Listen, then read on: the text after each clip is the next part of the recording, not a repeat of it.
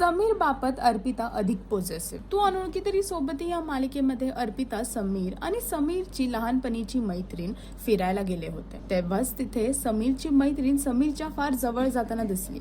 समीरचा सारखा हात पकडत होती, जे पाहून अर्पिताला फार राग आला आणि ती फार जेलस पण झाली. हे सगळं झाल्याच्या नंतर अर्पिता रागून आणि ओरडून तिला म्हणते की तू का सारखा समीरचा हात पकडत आहेस. पण तिथेच ती लहानपणीची मैत्रीण म्हणते की समीर माझा लहानपणीचा मित्र आहे. हे ऐकून जास्त चिडते अर्पिता आणि तिला ओरडून म्हणते पण तो माझा नवरा आहे. जे ऐकून समीरला थोडाफार आनंद होता आणि त्याला चांगलं वाटतं की बघून अर्पिता किती पॉझिटिव्ह झाली आहे.